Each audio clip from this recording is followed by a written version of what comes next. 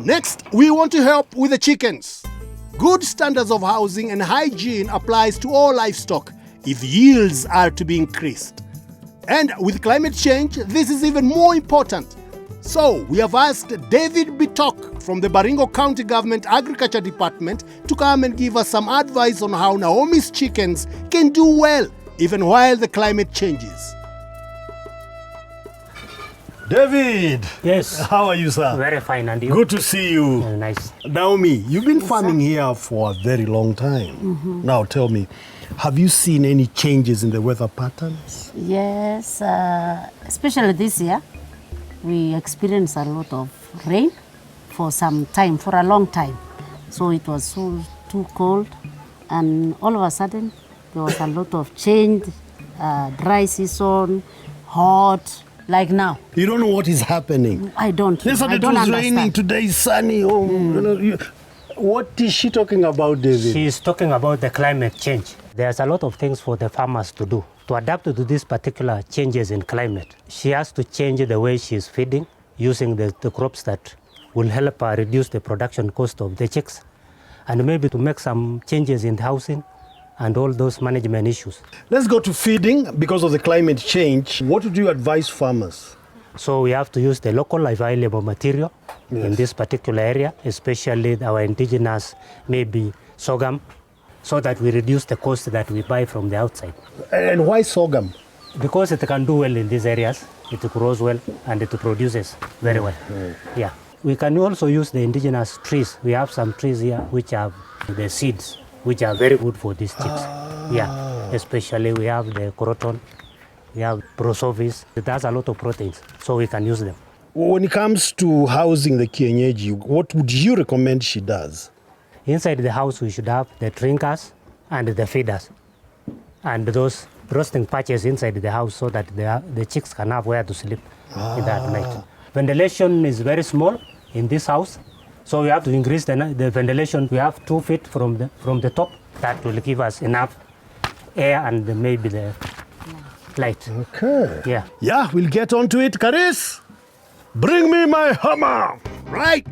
David and Naomi, we'll see you later. Caris, let's get to work.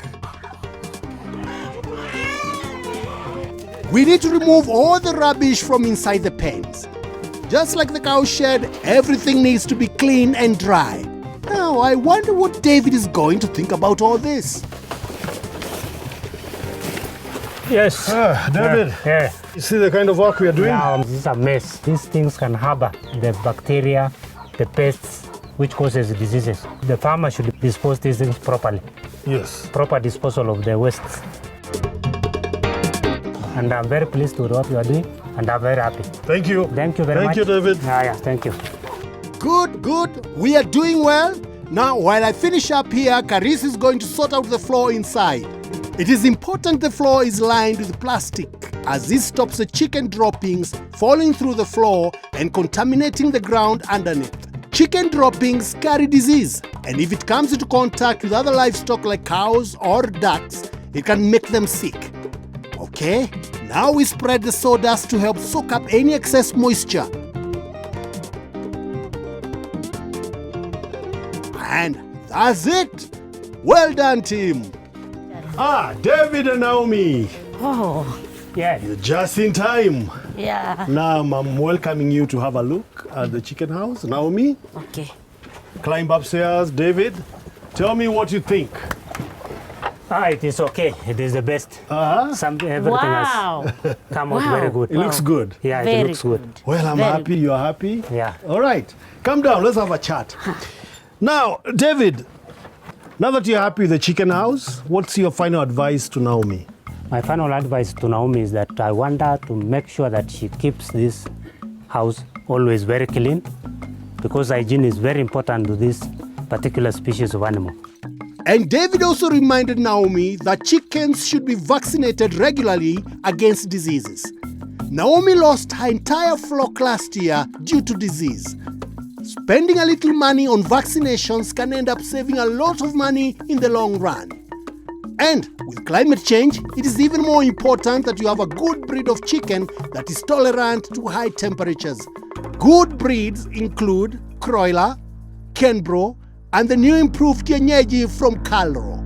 David is going to work with you to bring in the improved breed. Yeah, that's where I'll I'm heading now. appreciate. We shall improve the. You'll go the with her existing step groups, by step to make by sure step, that she's totally shaped up. yeah. Okay. All right.